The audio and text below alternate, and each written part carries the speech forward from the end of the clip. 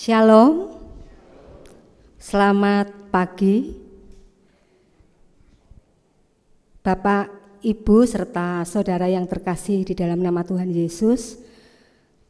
Kami segenap Majelis Gereja Kristen Jawi Wetan Jemaat Pare mengucapkan selamat datang, selamat beribadah kepada Bapak Ibu yang hadir di dalam peribadatan pagi hari ini, serta Bapak Ibu yang mengikuti peribadatan di sel-sel pelayanan maupun di rumah masing-masing. Ibadah Minggu pagi ini tanggal 10 April tahun 2022 akan dilayani oleh Bapak Pendeta Musa Samuel Hurulean STH. Baiklah, kita akan bersama-sama memasuki ibadah. Hari ini adalah hari Minggu Palmarum. Bersama kita mengenang ibadah kembali perjalanan Tuhan Yesus yang telah tiba di Yerusalem. Saat dia memasuki kota Yerusalem, dia disambut orang-orang di Yerusalem yang berseru, "Hosana, diberkatilah dia yang datang dalam nama Tuhan. Hosana di tempat yang maha tinggi." Kini marilah kita menghayati peristiwa masuknya Tuhan Yesus ke kota Yerusalem itu. Kita ungkapkan rasa syukur kita melalui ibadah pada saat ini. Kita bersama-sama memuji Tuhan dari Kidung Jemaat 162. Kita pujikan ayat yang pertama dan kedua.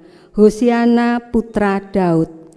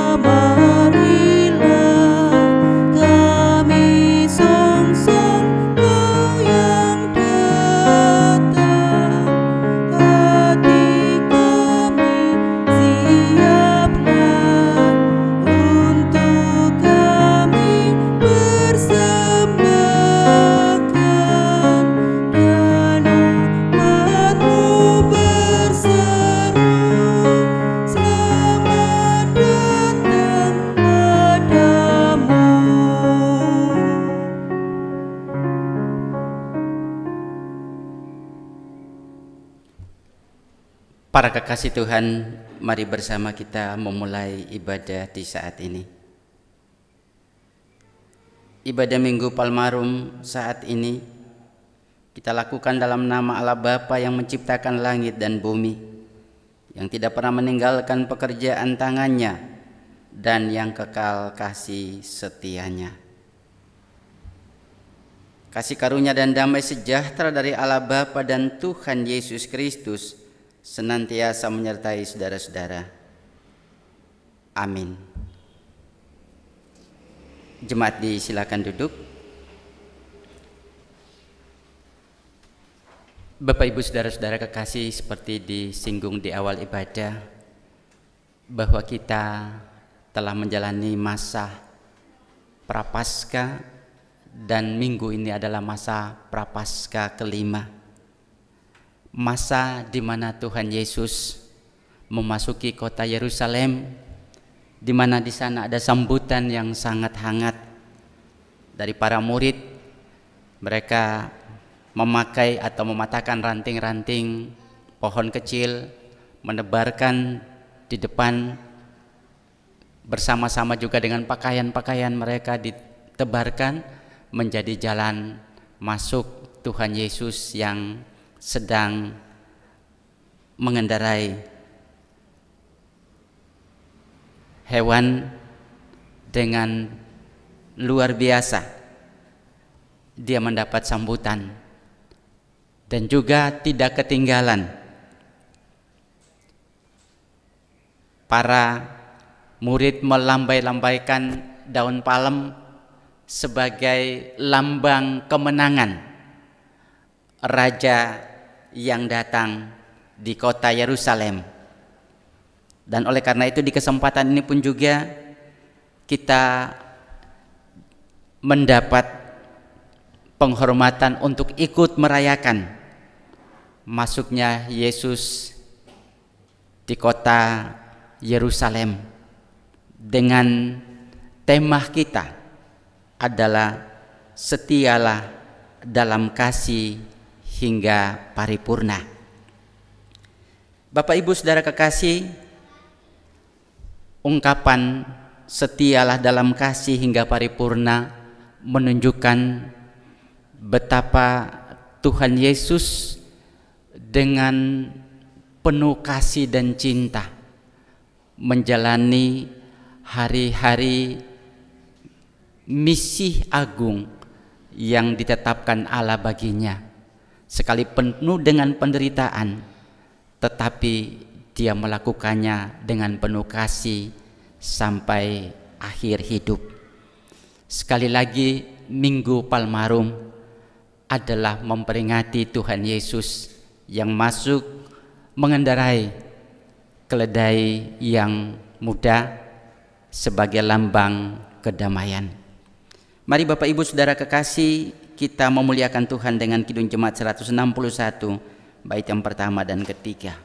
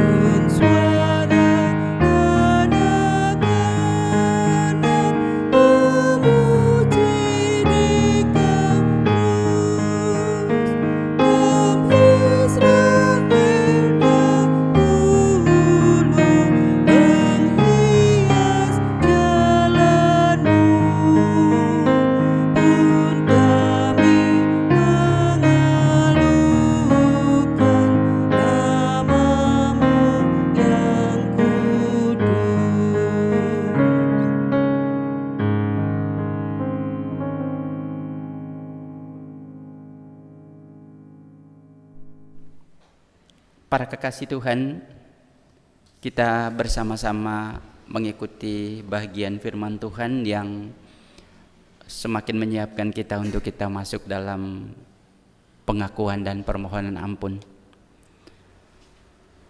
Kisah pasal 3 ayat 19 sampai dengan ayat yang ke-20 yang demikian sabda Tuhan. Karena itu, sadarlah dan bertobatlah supaya dosamu dihapuskan, agar Tuhan mendatangkan waktu kelegaan dan mengutus Yesus yang dari semula diuntukkan bagimu sebagai Kristus. Amin. Mari Bapak Ibu saudara-saudara yang dikasihi Tuhan, dengan penuh kerendahan hati mari kita bersujud di hadapan Tuhan, mengakui akan segala dosa dan pelanggaran kita. Mari kita berdoa.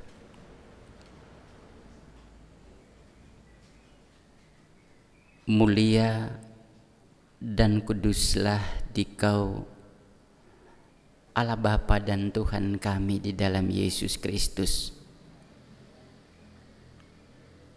Dengan segala sukacita dan penuh hormat, kami datang menghadap Dikau, menghaturkan rasa terima kasih yang tak terhingga, karena hari-hari perjalanan di mana Tuhan menyertakan dengan kasih dan rahmat yang tak terhingga.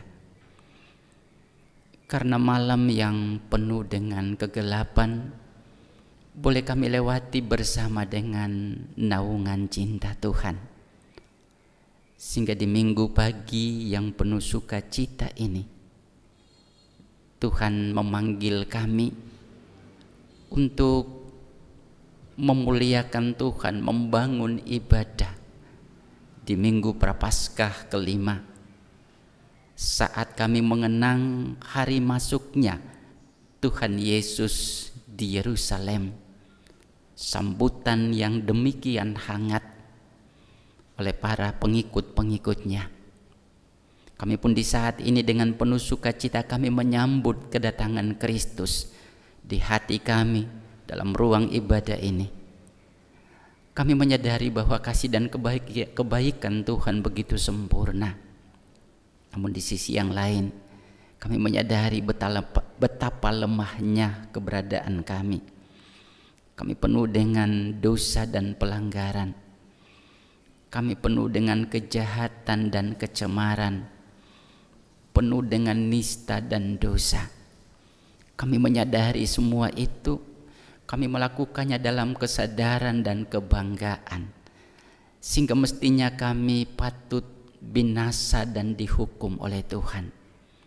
Namun oleh karena kasih dan cinta Tuhan yang tak berkesudahan, maka kami percaya ketika kami menyatakan semuanya dengan jujur di hadapan Tuhan, maka kami akan diampuni di dalam Tuhan Yesus Kristus.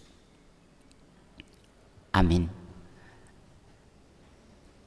Bapak Ibu, kami menyambut untuk bersama berdiri.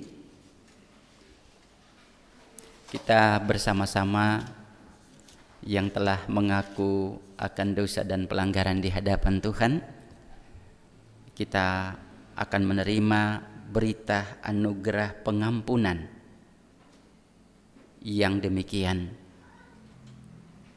Sebaliknya, kita percaya bahwa oleh kasih karunia Tuhan Yesus Kristus, kita akan beroleh keselamatan sama seperti mereka juga. Amin. Kidung Jemaat 240A bait yang pertama dan kedua.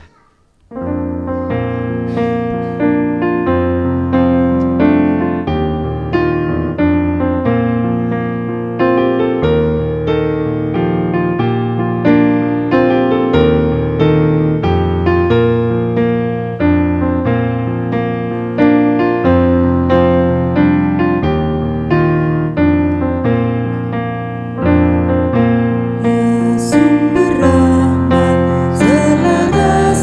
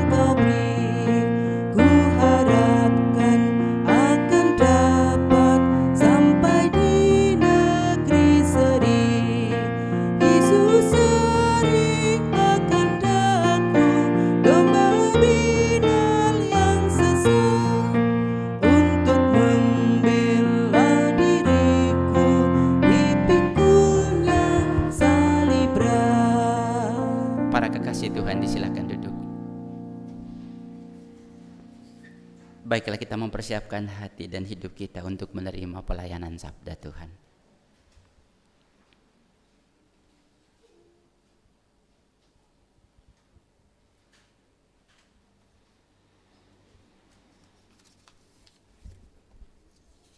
Jemaat yang dikasihi oleh Tuhan, tibalah saatnya kita bersama-sama akan menerima firman Tuhan yang diambil dari Lukas 19 ayat 28 sampai 40. Namun sebelum kita bersama-sama mendengarkan firman Tuhan, marilah kita mempersiapkan hati dan pikiran kita masuk di dalam doa. Bapa di dalam surga, Tuhan dan Juru Selamat kami, Yesus Kristus. Terima kasih ya Tuhan, hari ini Engkau telah mempertemukan kami di rumah-Mu yang kudus ini untuk membangun ibadah pada pagi hari ini. Saat ini kami akan menerima firman-Mu. Hari ini Engkau telah hadir di dalam hati kami masing-masing. Mampukan kami ya Tuhan untuk mengerti akan firman-Mu. Berfirmanlah ya Tuhan, hamba-Mu siap mendengarkan. Amin. Lukas 19 ayat 28 sampai 40 yang demikian. Yesus dielu-elukan di Yerusalem. Dan setelah mengatakan semuanya itu, Yesus mendahului mereka dan meneruskan perjalanannya ke Yerusalem. Ketika ia telah dekat Berfage dan Betania yang terletak di gunung yang bernama Bukit Zaitun, Yesus menyuruh dan 2 orang muridnya dengan pesan, "Pergilah ke kampung yang di depanmu itu. Pada waktu kamu masuk di situ, kamu akan mendapati seekor keledai muda tertambat yang belum pernah ditunggangi orang. Lepaskanlah kedai itu dan bawalah kemari. Dan jika ada orang bertanya kepadamu, mengapa kamu melepaskannya? Jawablah begini, Tuhan memerlukannya. Lalu pergilah mereka dan suruh itu, dan mereka mendapati segala sesuatu seperti yang telah dikatakannya Yesus. Ketika mereka melepaskan keledai itu, berkatalah orang yang empunya keledai, kata mereka, Tuhan memerlukannya. Mereka membawa keledai itu kepada Yesus, lalu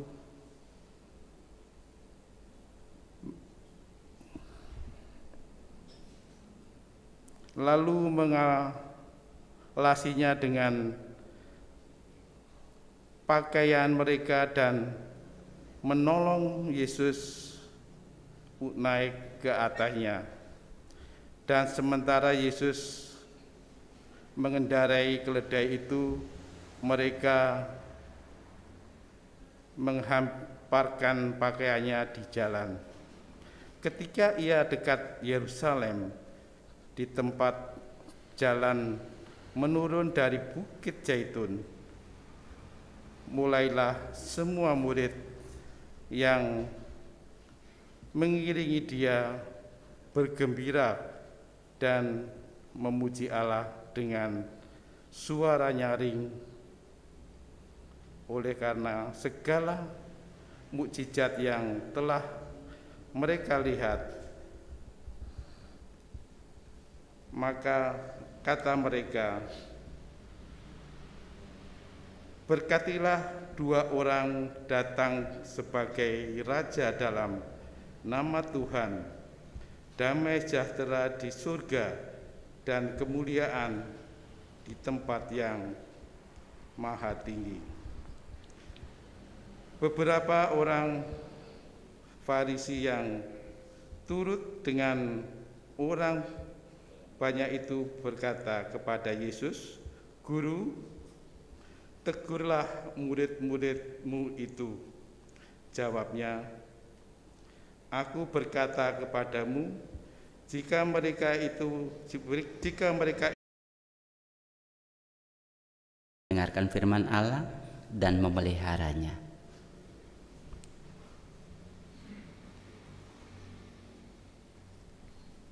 Bapak Ibu kekasih-kekasih Tuhan, tema khotbah kita di Minggu Palmarum ini adalah menjadi murid Kristus. Bapak Ibu, ada sekilas ilustrasi yang menghantar kita untuk memahami makna menjadi murid Kristus. Dietrich Bonhoeffer lahir 4 Februari 1906 di Breslau, Jerman. Bonhoeffer lahir dari sebuah keluarga yang boleh dibilang tidak terlalu religius. Sejak masa muda sudah menunjukkan ketertarikannya di bidang ilmu teologi dan ingin menjadi seorang pendeta, dan itu sebagai cita-citanya. Cita-cita yang mulia ini direalisasikan dengan menjadi mahasiswa teologi di Universitas Tübingen, Jerman, dengan kemampuan akademis yang menakjubkan, sehingga di usia ke-24 dia sudah berhasil menyelesaikan program doktoralnya. Oleh karena ketentuan saat itu menjadi pendeta harus 25 tahun, sehingga dia harus istirahat setahun untuk menuju ke usia ke-25 agar bisa ditabiskan. Dalam kesempatan 1 tahun itulah dia keluar negeri untuk menambah wawasan tentang hubungan Injil dengan kehidupan praktis manusia. Dilakukan di Spanyol dan di Amerika, di mana di sana pokok yang ditekuni adalah keterlibatan gereja dalam ketidakadilan sosial dan perlindungan bagi mereka yang tertindas. Setelah setahun dia di luar, dia kembali ke Jerman dan ditabiskan sebagai pendeta di Berlin di usia yang ke-25. 5 tahun kemudian, Bapak Ibu, terjadi pergolakan menjelang Hitler terpilih sebagai kanselir Jerman, di mana ada hal yang menurut Bonhoeffer ini perlu dilawan. Maka dia mengumpulkan pengikutnya dan menentang. Hal yang pertama adalah menentang pengkultusan terhadap pemimpin yang dikembangkan oleh Hitler.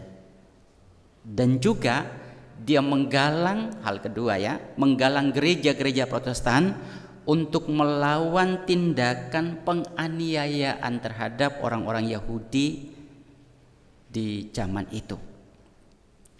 Bapak Ibu kekasih Tuhan, selanjutnya di tahun 1933 Bonhoeffer ini ditugaskan untuk memimpin salah satu gereja berbahasa Jerman di London selama 2 tahun. Tetapi kemudian dia kembali untuk meneruskan atau melanjutkan perjuangannya untuk menentang ketidakadilan yang terjadi dalam pemerintahan Hitler.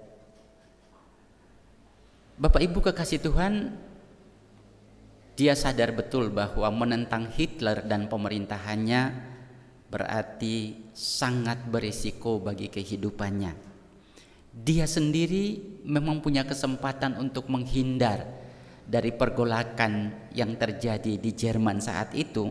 Misalnya saja dia ditawarkan di Amerika untuk menjadi guru besar di sana di bidang teologi, tetapi itu tidak diterima.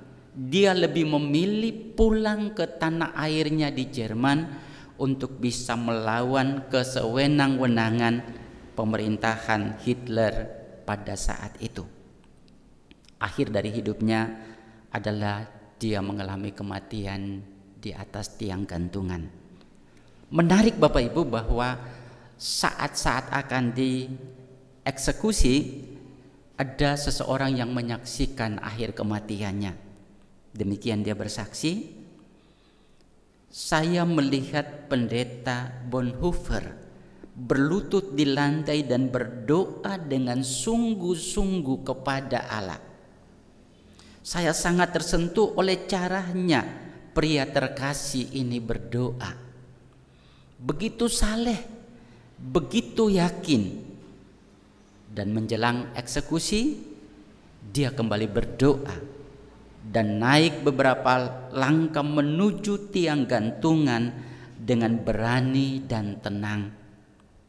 Hampir 50 tahun sebagai dokter, saya sulit menemukan orang yang mati dengan begitu tunduk kepada kehendak Allah.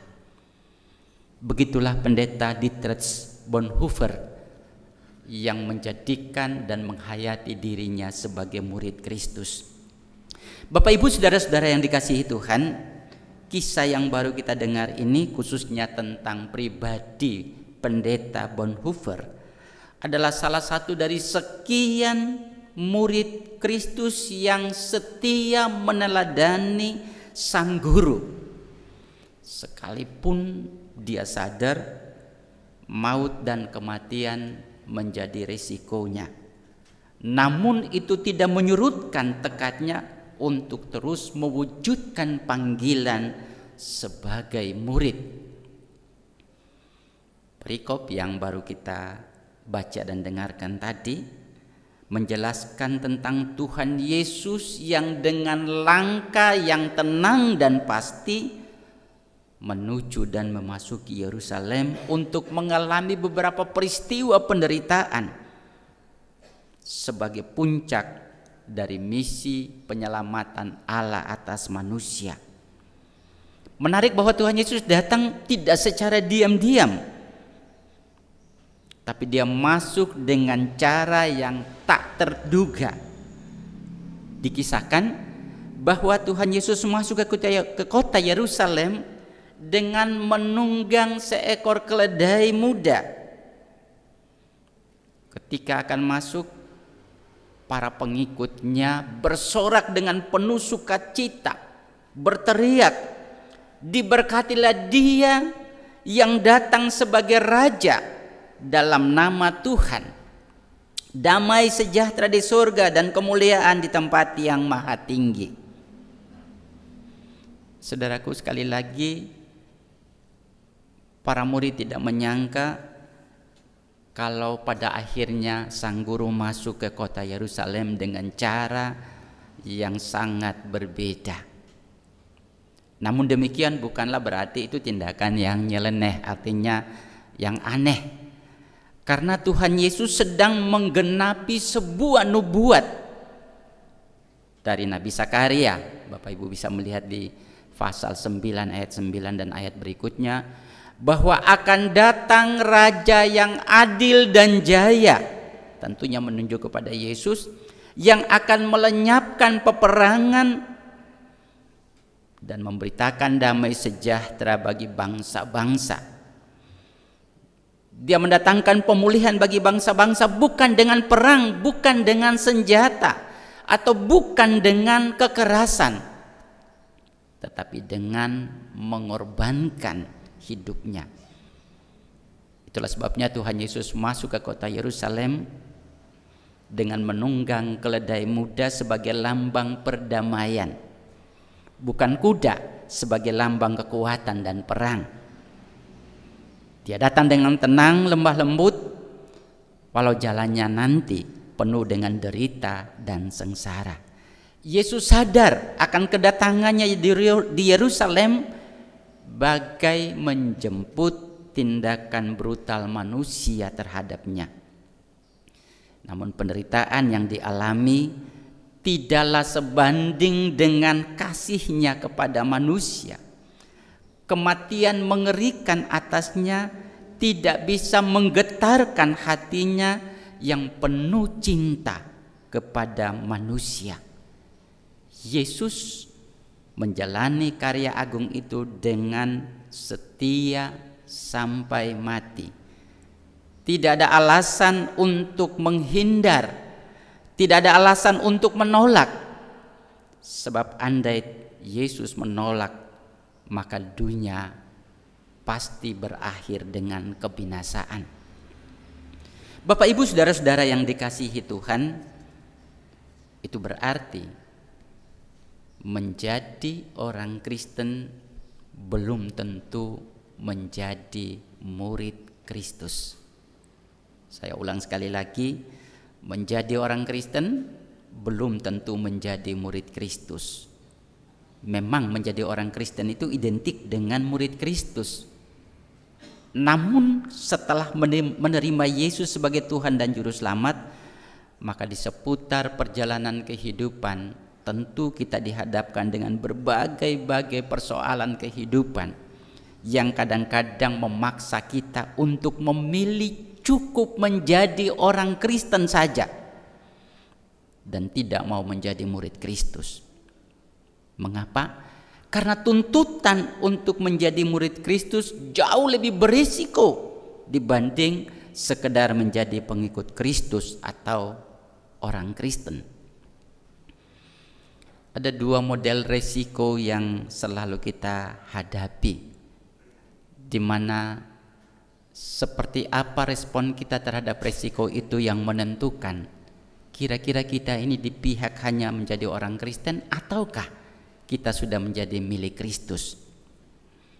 Dua hal yang kami sampaikan. Yang pertama, takut mengambil resiko. Masih sebatas takut, belum tentu resiko itu terjadi. Bapak Ibu, ada kelompok orang Kristen yang tidak ingin agar kebahagiaan rumah tangganya, tidak ingin agar sukacita keluarganya, tidak ingin agar pekerjaannya itu terganggu oleh karena beriman kepada Kristus. Seorang pemuda diajak oleh bosnya untuk berolahraga, main tenis di hari Minggu. Pemuda tadi takut menolaknya, takut beresiko bila menolak. Namun kasus yang sama pada pemuda yang berbeda, dia berani mengatakan dengan santun bahwa maaf, hari Minggu adalah hari beribadah bagi kami. Dan pada akhirnya bosnya bisa memaklumi. Kalau direnungkan, banyak orang Kristen yang takut, masih takut, risikonya belum terjadi tapi sudah takut mengambil risiko. Banyak orang yang masuk di dalam kelompok ini. Jangan-jangan berisiko, jangan-jangan kita dihentikan, jangan-jangan, dan itu banyak yang kita lakukan.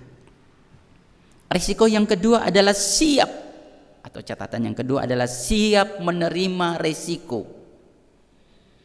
Kelompok ini sadar bahwa bila tetap setia terhadap panggilan, maka pasti kita akan kehilangan banyak hal dalam hidup. Seperti biasanya kita terus mendengar kehilangan posisi, kehilangan kedudukan, bahkan kehilangan nyawa. Pendeta Bonhoeffer, salah satu dari sekian banyak pengikut Kristus, yang dengan konsisten menjawab panggilannya walau dia sadar bahwa menentang pemerintahan Hitler dan kebijakannya adalah menentang maut dan kematian. Dia telah memberi teladan bagaimana agar tidak hanya menjadi pengikut Kristus, tetapi juga harus siap menjadi murid Kristus yang tanpa takut mengatakan tidak pada setiap hal yang bertentangan dengan kehendak Tuhan. Saudaraku, kini kita sudah berada di minggu Prapaskah kelima, Minggu Palmarum. Kita mengawali pekan atau 5 hari menuju kepada kematian Kristus, tepatnya pada tanggal 15 April. Kita bersama akan merayakan, memperingati kematian Kristus yang oleh kematiannya kita diselamatkan. 40 hari kurang lebih adalah saat-saat di mana saya dan Bapak Ibu menjalani masa-masa penyesalan dan pertobatan. Baiklah itu semakin melengkapi keberadaan diri kita agar kita layak menghadiri perjamuan kudus yang dilakukan dalam rangka memperingati kematian Kristus. Namun di akhirnya ada pertanyaan yang reflektif sifatnya bagi kita. Pertanyaan yang menarik untuk kita renungkan dan kita jawab secara pribadi. Sudahkah kita menjadi murid Kristus ataukah masih memilih nyaman sebagai orang Kristen saja? Amin.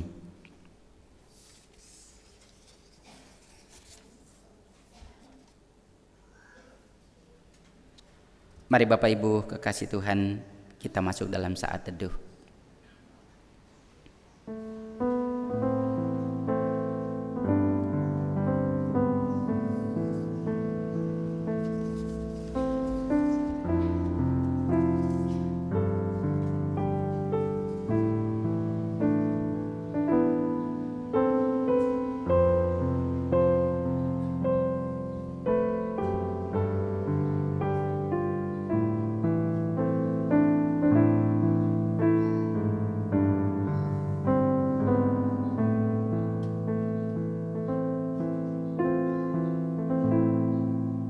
Saat teduh kita akhiri. Saya menjemput Bapak Ibu untuk bersama berdiri bersama-sama dengan semua orang percaya di segala waktu dan tempat.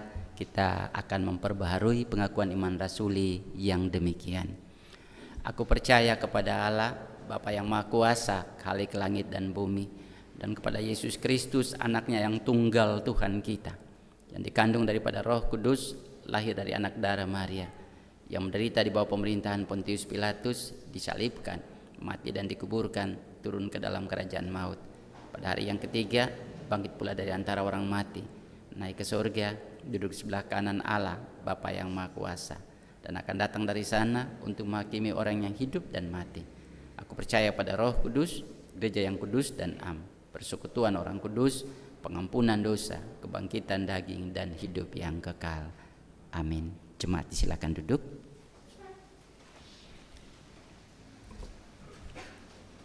Mari satukan hati dan iman, kita menghadap Tuhan dalam doa.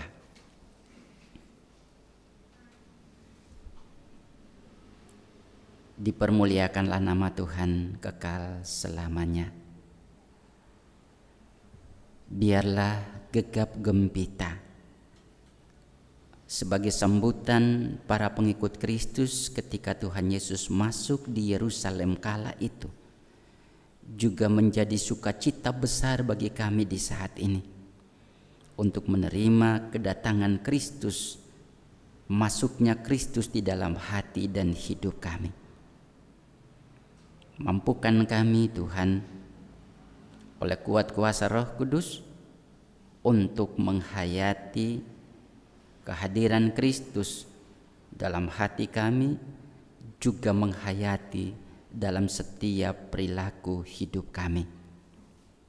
Tolong kami supaya kami mampu memaknai kehadiran Kristus di dalam berbagai pengalaman hidup yang kami rasakan. Mohon kekuatan dari Tuhan agar kami mampu tidak hanya mengerti tetapi melakukan kehendak Tuhan. Lebih-lebih kami mempersiapkan diri untuk merayakan perjamuan kudus, memperingati peristiwa kematian Kristus. Tuhan mampukan kami supaya benar-benar kami mempersiapkan hati dan hidup kami.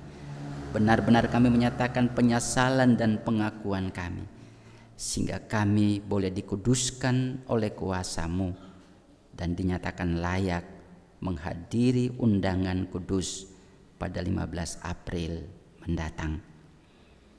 Tuhan, kami mengucap syukur oleh kekuatan dan pertolongan Tuhan. Tuhan mampukan pemerintah kami, Tuhan mampukan para tenaga medis dalam usaha bersama dengan bangsa ini, bersama dengan seluruh anak-anak bangsa, mencegah penyebaran COVID-19, khususnya varian Omikron. Kami bersyukur bahwa perlahan-lahan keberadaan bangsa kami ini semakin baik, semakin pulih untuk kami memulai panggilan peran dan tanggung jawab kami masing-masing. Terima kasih Bapa di surga. Kami juga menyerahkan persembahan kami di saat ini. Persembahan ucapan syukur atau juga tabungan prapaskah yang kami haturkan,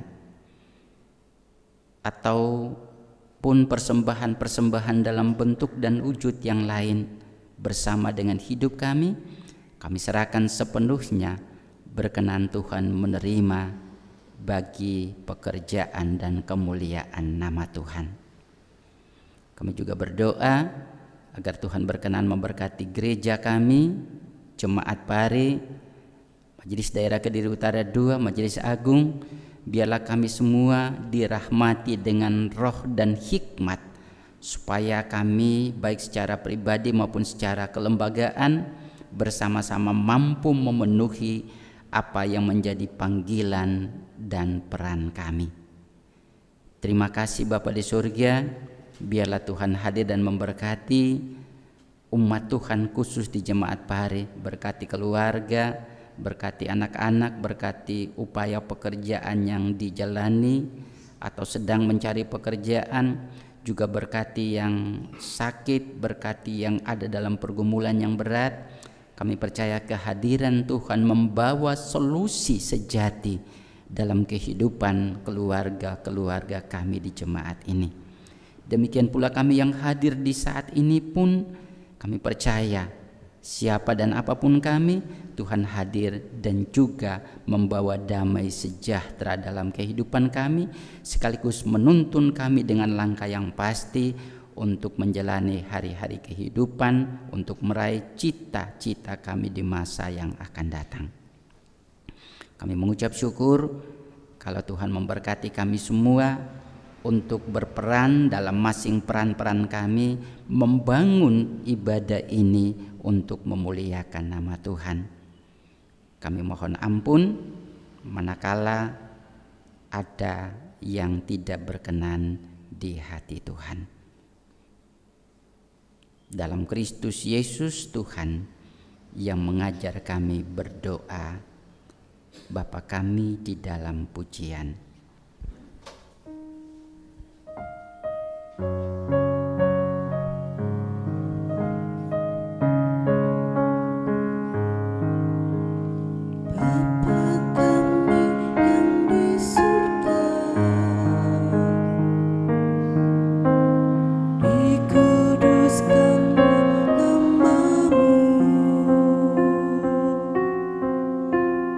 Datanglah kerajaan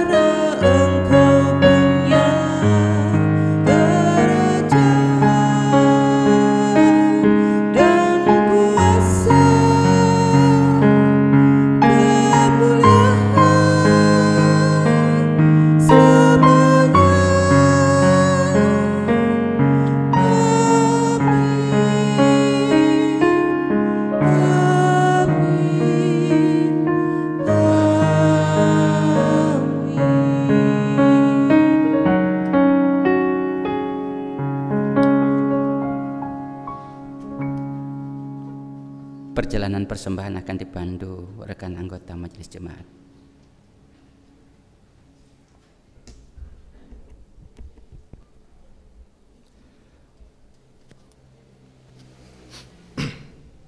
Bapak, Ibu, dan saudara-saudara yang dikasihi Tuhan, pada saat ini kita diberikan kesempatan Tuhan untuk menghayati berbagai penyertaan Tuhan yang sudah diwujud nyatakan dalam kehidupan kita bersama-sama. Mari kita ungkapkan rasa syukur kita melalui persembahan yang kita bawa. Adapun ayat yang menjadi dasar persembahan kita dari Efesus 5 ayatnya yang kedua. Dan hiduplah di dalam kasih, sebagaimana Kristus Yesus juga telah mengasihi kamu dan telah menyerahkan dirinya untuk kita sebagai persembahan dan korban yang harum bagi Allah. Untuk mengiringi persembahan yang kita serahkan, mari kita bersama-sama memuji Tuhan. Kita menyanyikan PKJ 146 ayatnya yang 1 dan kedua, bahwa persembahanmu dalam rumah Tuhan, dan seterusnya.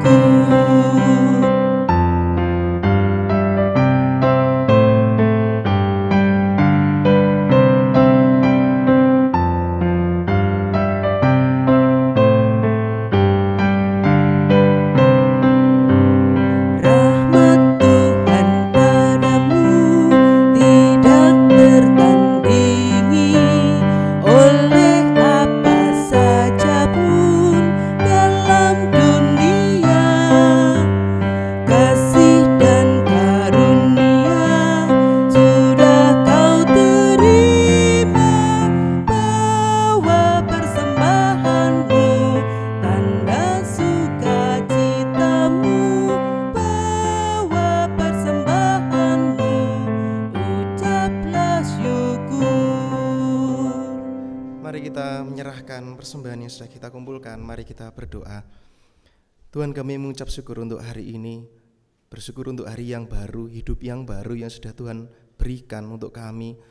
Ajarkan kami Tuhan untuk terus menghayati semua penyertaan Tuhan dalam setiap kehidupan kami, sehingga kami tidak khawatir dengan apa yang kami minum, tidak khawatir dengan apa yang kami makan, tidak khawatir dengan apa yang akan kami pakai Tuhan. Kalau hari ini Tuhan, kami bersama-sama menghaturkan persembahan yang sudah kami haturkan Tuhan. Biarlah Tuhan yang memberkati persembahan ini, biarlah Tuhan yang menerima, karena kami juga menyerahkan dengan sukacita Tuhan. Berkati kami, mampukan kami untuk mengelola persembahan ini Tuhan, agar persembahan ini menjadi alat kesukaan Tuhan untuk memperluas kerajaan Tuhan di dunia ini. Ucap syukur, dalam nama Tuhan Yesus kami telah berdoa. Amin.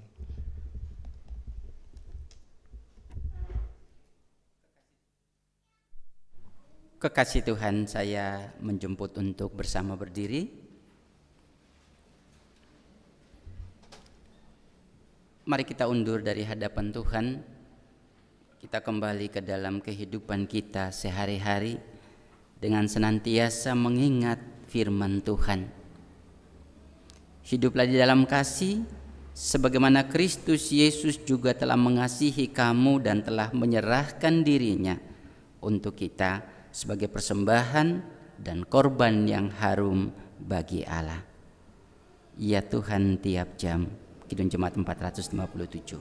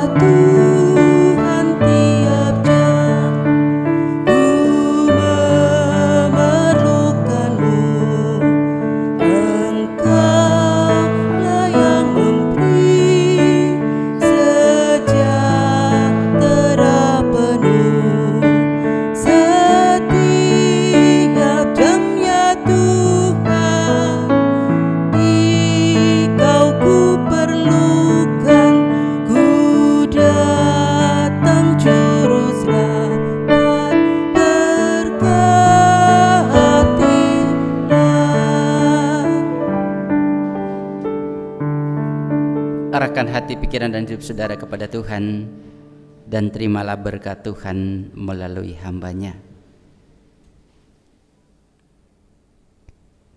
Tuhan memberkati engkau dan melindungi engkau. Tuhan menyinari engkau dengan wajah-Nya dan memberi engkau kasih karunia. Tuhan menghadapkan wajah-Nya kepadamu dan memberi engkau damai sejahtera selamanya.